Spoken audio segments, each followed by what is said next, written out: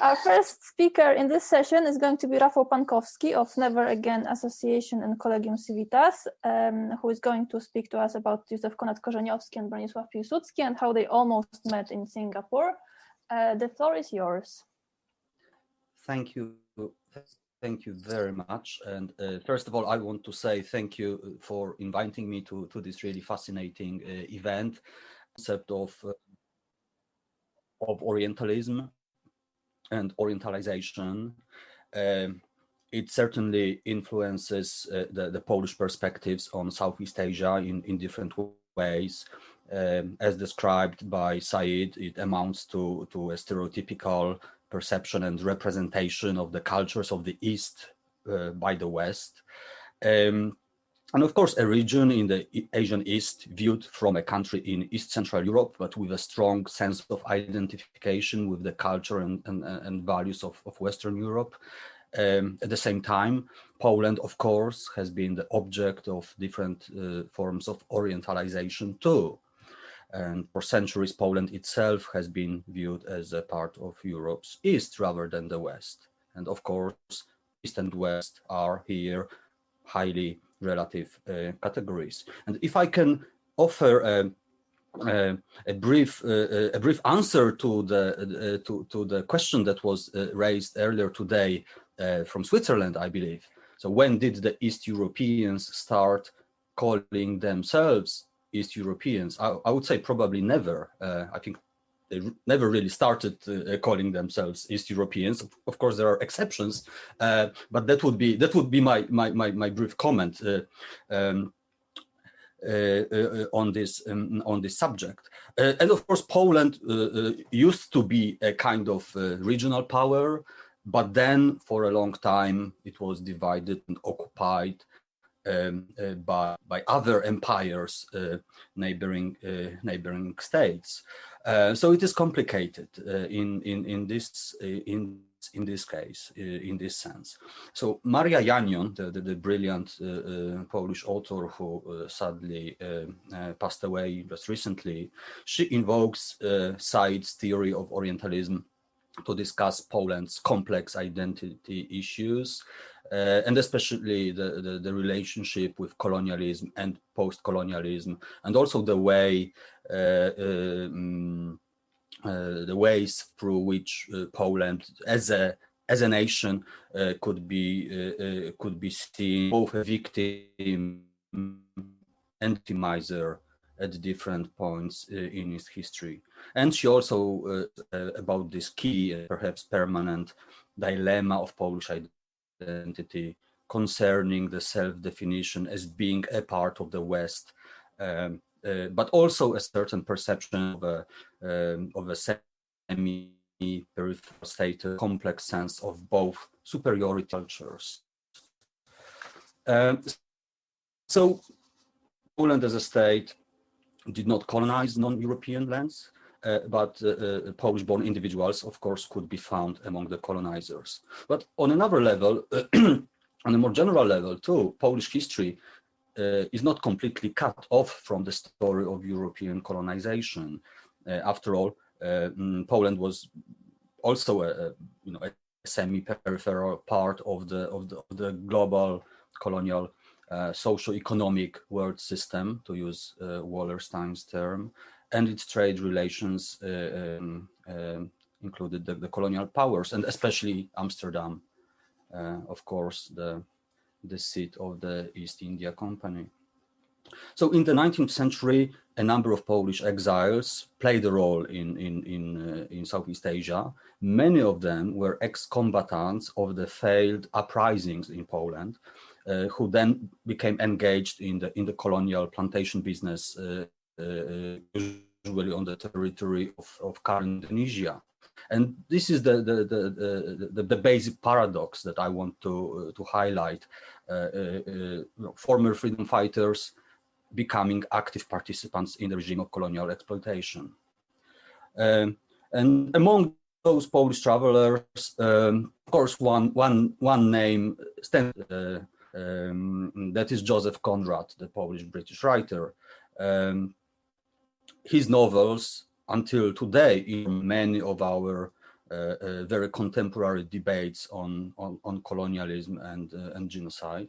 I think one of the interesting things that you find in some of the works of Conrad's Polish biographers, they attribute his fascination with distant lands to his Polish background and his particular nostalgia for the space of the Ukraine, which was the East European exotic land of his childhood. So one of those biographers writes, for example, I quote, "Why did Conrad came to love this country, Malaysia, so much? Didn't he find a similarity to his native Ukraine, the promised land of many Poles who had broken radically with their environment and bravely traveled in the steppe in their quest for shelter and sometimes a better life?" And the whole historical past of the Ukraine and Polish literature, especially by Sienkiewicz, was not alien to Conrad.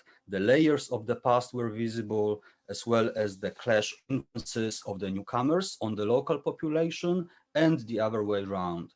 And then she actually goes on to say, what is important is that the climate of human relations in the Ukraine and in the Malaya was similar. Well, I think this argument is really going very far, and I'm not sure we would fully understand how Ukraine was just like the Malaya. But on the other hand, there are evidence and there are details in Conrad's output suggesting it is not entirely pointless. To give you one telling example, the fictional village of Sambir, the Malay setting of a couple of his first novels, is actually named by Conrad after Sambor, a town in Ukraine, where he lived as a child and where his family spent their last years of relative happiness. So yes, I would argue that one of the important threads connecting Conrad's fascination with Southeast Asia and his Polish background is this very idea of the East, which is so strongly present in Polish culture. And there are other examples of other writers also comparing the steppes of Ukraine to the ocean, for example. And this is a part of the Polish romantic tradition that Conrad was very familiar with. The Polish civilizing mission for centuries was directed at the spaces of Ukraine rather than overseas. For Polish landowners, settlers, but also poets, the Ukraine evoked feelings of Oriental exoticism and attraction, unlimited opportunities, but also a kind of fear of unpredictable natives. So some of those orientalizing features of the Ukraine's imagery in Polish culture can be identified in Conrad's perception and depiction of Southeast Asia.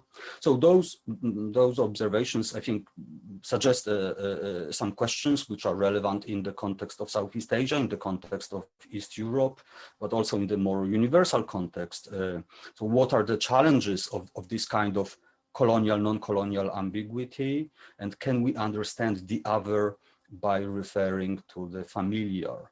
And now very, very, very quickly, I want to tell you about this meeting that didn't really happen, but some facts are interesting. So in 1887...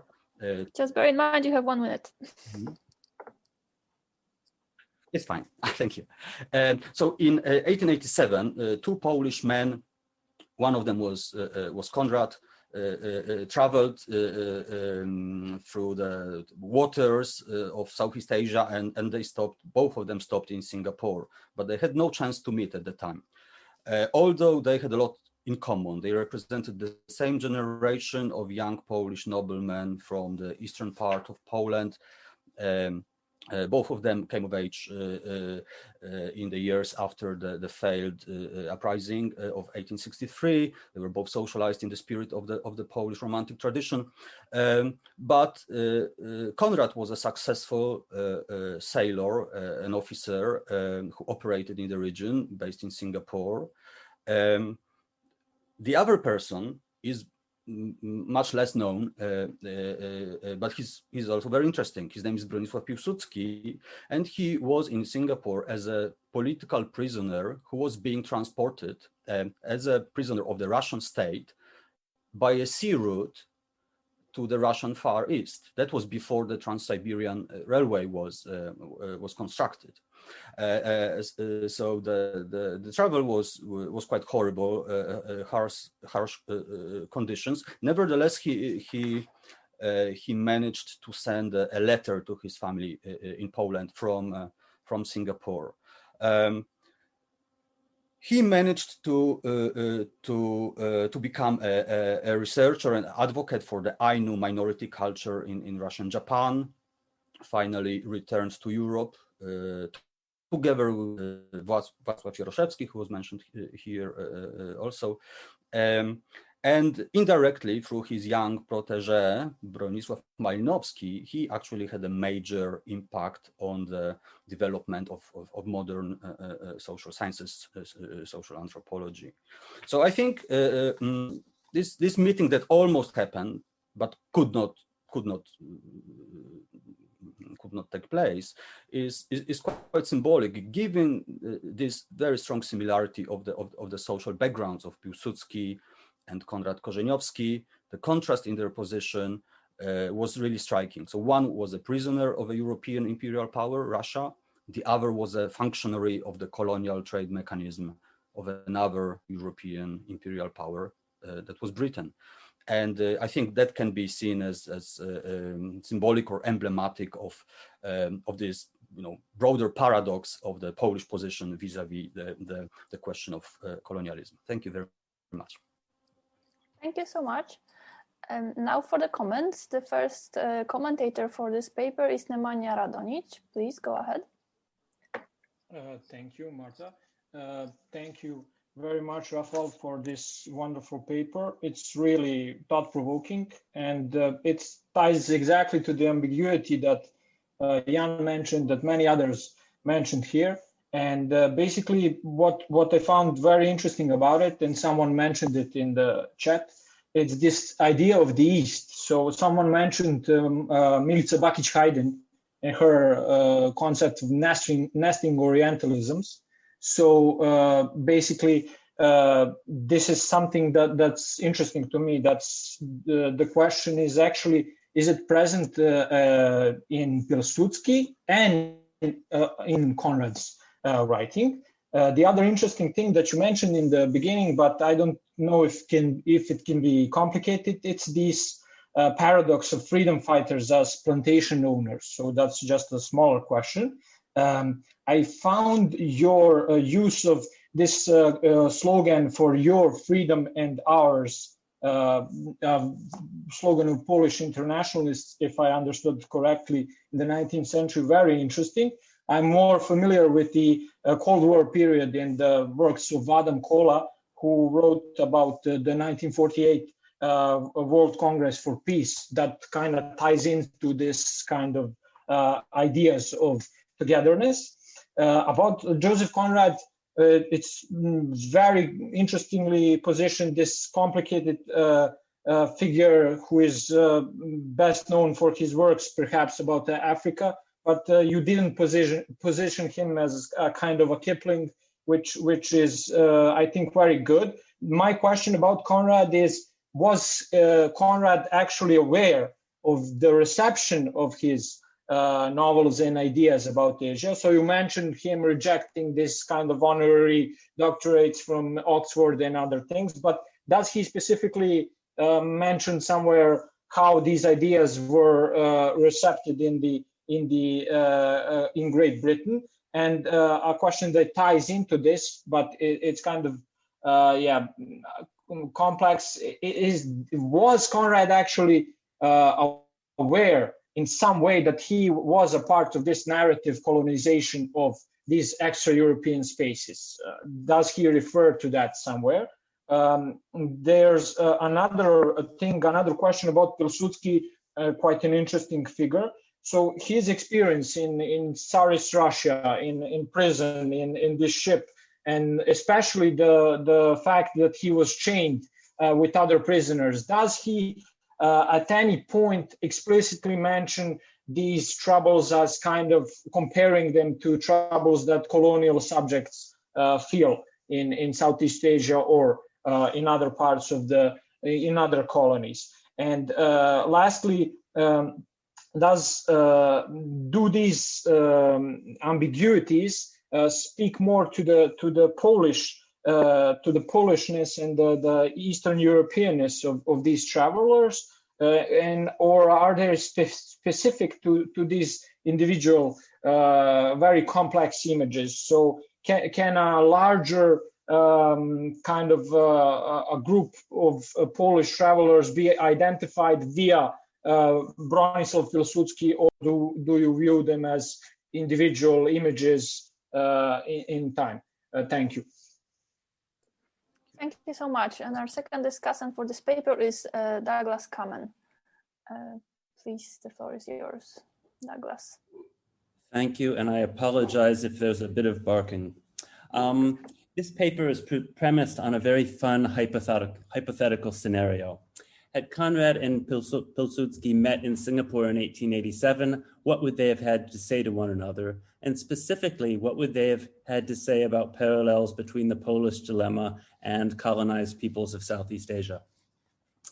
And indeed, they very well could have met, as the author rightly notes. Conrad arrived in Singapore, I believe, on July 6th, 1887, and Pilsudski would have arrived sometime in July on his way on a prison ship to Sakhalin, where he arrived in early August. Behind the hypothetical situation, the author draws a provocative parallel. Because of a history of occupation and division by Russia, as well as Austria, Hungary, and Germany, Poles identify as colonized victims, and as a result are likely to sympathize with other colonized peoples, including those Conrad encountered in Southeast Asia. But I think what's really of interest, and what I want to suggest, is not any parallel that Conrad might have drawn between the two, but rather the juxtaposition of them. And this can be seen in two unstated contrasts. First of all, on empire. As a Pole who grew up under Tsarist rule and whose father suffered from his resistance to that rule, Conrad saw Russia as hopelessly despotic. He wrote, quote, "Some of the best intellects of Russia, after struggling in vain against the spell of autocracy, ended by throwing themselves at the feet of that hopeless despotism." And he added, quote, "From the very first ghastly dawn of her existence as a state, she, Russia, had to breathe the atmosphere of despotism. She found nothing but the arbitrary will of an obscure autocrat at the beginning and end of her organization." By contrast, Conrad's Malay novels, as they're called, barely mention the colonial state. Instead, Conrad's interest lies in Western characters who are outcasts, to use a word from Conrad, the title of Conrad's second novel, or more precisely, individuals who have gone into self-exile from the colonial world. Having failed in business in Makassar, the Dutchman Almayer seeks refuge at the confluence of the Kala and Saga rivers. Tom Lingard operates his ship beyond the reach of the Dutch colonial state. Jim, to escape his shameful past, eventually seeks refuge in the small fictional polity of Patusan, and the London-educated Swede Axel Heist finds solace with his lover on an abandoned island, all beyond the reach of the colonial state. To this, I can add much more quickly a second fundamental contrast, which is the role of redemption, which is very strong in Conrad and clearly has Christian overtones. Conrad believed that Russian despotism was irredeemable. He wrote, "It is impossible to initiate a rational scheme of reform upon a phase of blind absolutism. And in Russia, there has never been anything else." In his Southeast Asian novels, by contrast, the Western outcasts are not just weirdos, but are individuals who become outcasts because of personal failings from which they seek personal redemption. So once again, I think there is a contrast rather than any sort of parallel. Which brings us to the author's fun hypothetical scenario. If Conrad and Pilsudski had met in Singapore, what would they have talked about? Well, in mid-1887, Conrad had not yet visited the trading ports in Borneo and Donggala in Sulawesi, and Pilsudski had not yet reached Sakhalin. So I suspect that they would have talked about their homeland. Had they met in London in 1905, which is a second point of speculation the author raises, the conversation, in fact, would have been much more interesting. By then, not only had Conrad written 3 of his novels set in Borneo, Almayer's Folly, Outcast of the Islands, and Lord Jim, but Pilsudski had engaged in serious research on the folklore of the Ainu. But even in 1905, had they met, there's reason to think that the conversation would have been focused solely on the fate of Poland. Remember, 1905 is the year that Conrad wrote Autocracy and War. Why, you might be wondering, has my reading diverged so sharply from the author's thoughtful paper? Why am I emphasizing juxtaposition rather than a parallel? The answer lies in what has remained unstated. The association between Conrad and an opposition to colonialism stems from just 2 of Conrad's stories: the fabulous and often overlooked An Outpost of Progress, and the longer and perhaps overhyped Heart of Darkness, both of which are set in King Leopold's Congo. Whether Conrad was in fact opposed to colonialism in Asia and Africa is an open question, and one that I have my serious doubts about. But it would be misleading to project from Conrad's views on Poland's fate at the hands of a despotic Russia, or from the examples he takes of Belgian agents of imperialism in the Congo to his understanding of colonial Southeast Asia. Thank you. Thank you so much. Now there's time for Rafał to answer those comments and questions. And I remind everybody else that you have the opportunity to also ask your questions in the chat or QA, or just raising your hand or virtual hand in Zoom. Rafał, the floor is yours. Thank you very much indeed. I am really very grateful for all those comments and ideas and suggestions. I don't think I will be able to answer each of the points made because there are many and they are broad, which is what I was hoping to provoke, of course. But I will try to address some of them.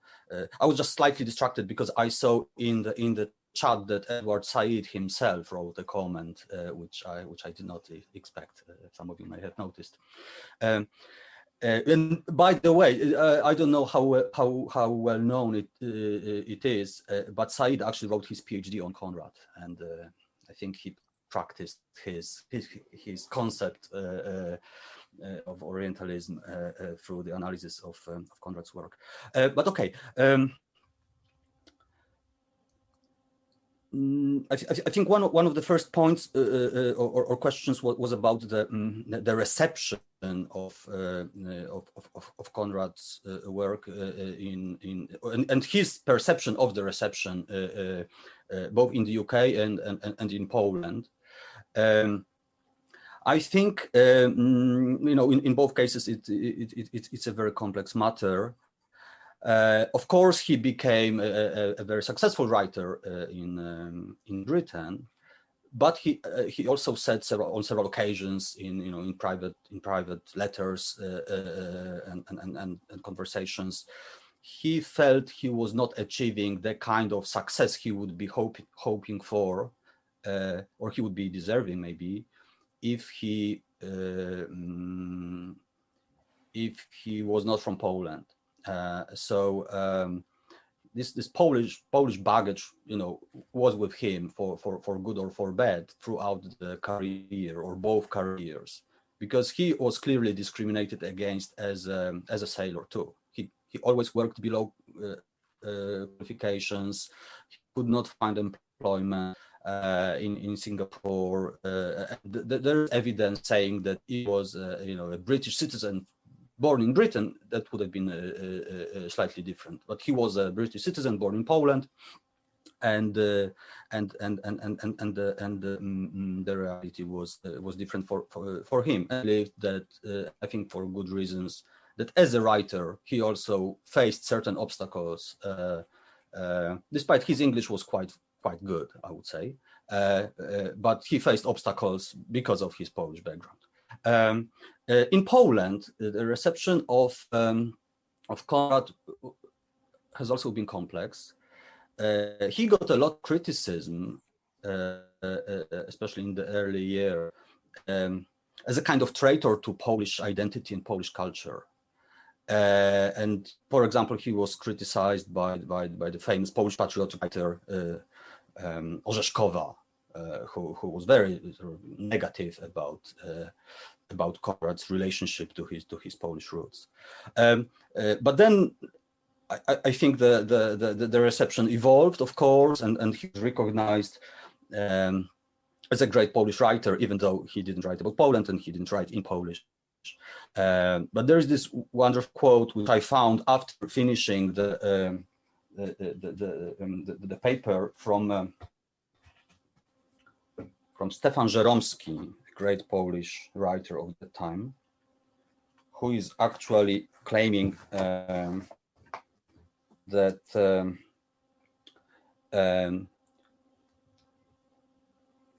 you can really properly understand Conrad if you are Polish. So only we can understand him completely, feel what he says and what he hides, what he conceals and covers with symbols. We alone, because he's also a Polish writer, although he wrote in, and to me, it's a really bizarre idea that, those novels about villages, the Malay and Southeast Asia and Singapore, you can really understand them if you're Polish. But I think that by now, this is a very widespread interpretation that we know in Poland. I move on quickly now. I think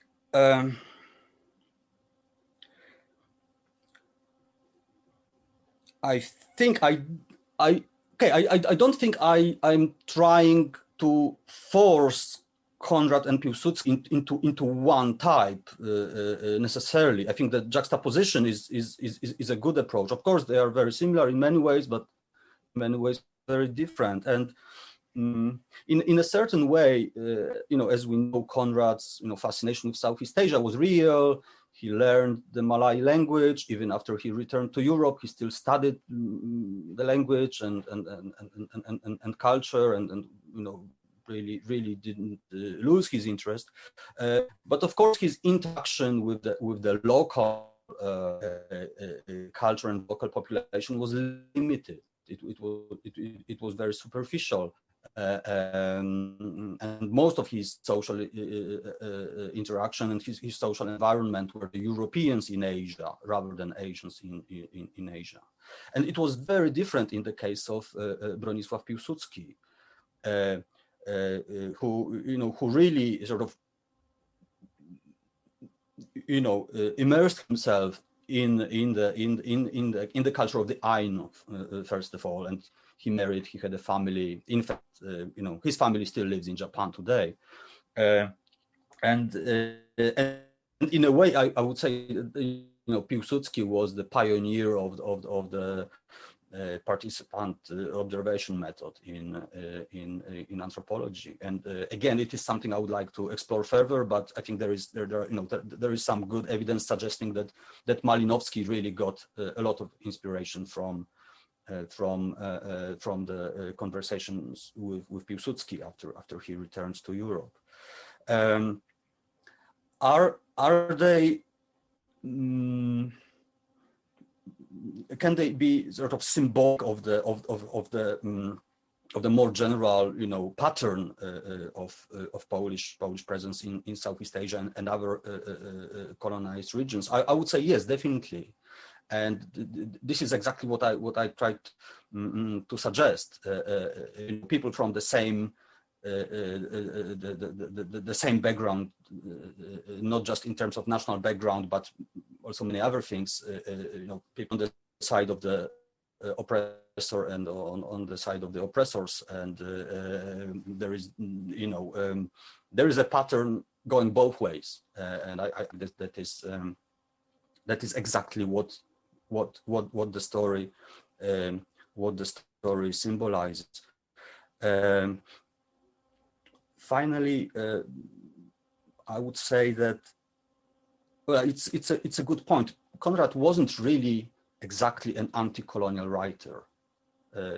If he was indirectly, but he never sort of criticized colonialism as such. But what he did criticize, what he really despised, was the trade and the greed and the cruelty that went with it.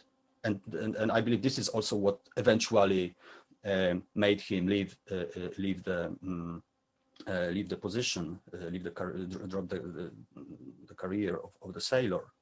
And one detail that really struck me, that I think is almost never mentioned in the older biographies of Conrad, is this sort of emerging evidence that the ship he was about to join in July '87 probably carried slaves.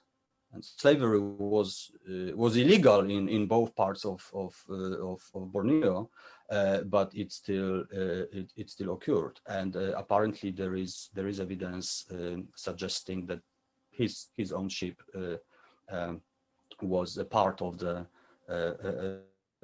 part of the problem, which may have also very strongly influenced his perception of the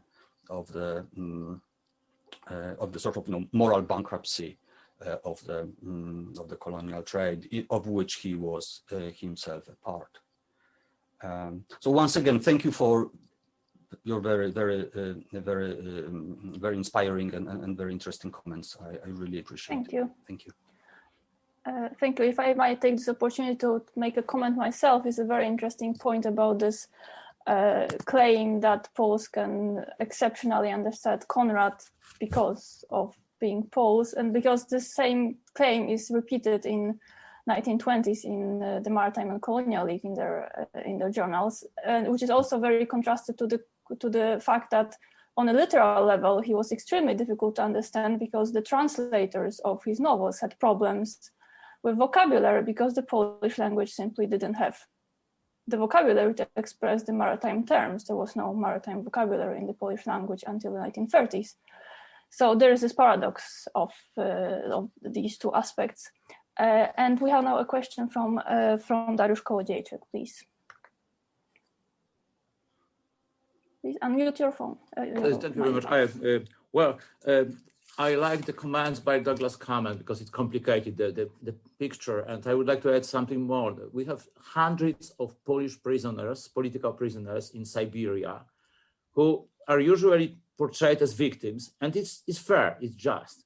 But many of them, because they were educated, they started to, in a way, to trade to outsmart the Russian Empire by providing descriptions of geology, of ethnography. In a recent text that I submitted to the Journal of World History, I compared Wacław Sieroszewski, who wrote a very important graphic work on Yakutia, with Christian Snuk-Hurchronie, the famous Dutch scholar who wrote a basic text on Aceh. And actually, well, they started from very different positions. So Sieroszewski was a prisoner. He spent 12 years as prisoner in Yakutia.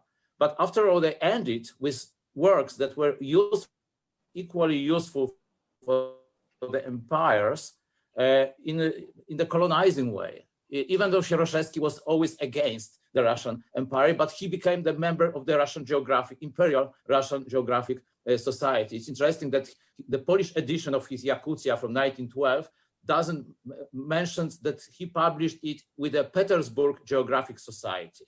So Russian and Imperial doesn't appear in the Polish edition of Sieroszewski's work that was published originally in Russian with Imperial and with Russian. So it's quite tricky when we think about these people. Well, just one point, in my family tradition, my grandmother's elder brother emigrated to America during the Revolution of 1905.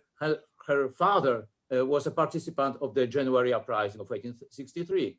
But in the tradition, it was not taught that an uncle was a general of the Russian army in the Caucasus, and another uncle had a factory in Tashkent. So I think that we have many skeletons in the closet, I mean, of Polish history, and the participation of Poles in the Russian expansion is also something that should be re-examined. Thank you. Before we give Rafał the opportunity to answer, maybe first the question from Tomasz Obertowski. Your mic. Tomasz, unmute your mic. I'm sorry. So I don't have a question. I have a few comments. Someone has a question. I will wait with my comments. If not, anybody has questions before that? I don't see any, so go ahead. Yeah, I will try to be brief. First, I would like to introduce a Polish traveler named Lucjan Julkiewicz, who may even more complicate this picture. Lucjan Julkiewicz was in Singapore in July 1886 on the way to Sakhalin. So similarly to Pilsudski. However, Lucjan Julkiewicz was going to Sakhalin not as an exile, but to work there as an agronome.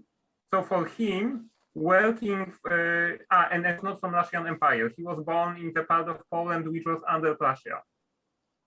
So for him, going to Sakhalin in the service of Russian Empire was a way of career.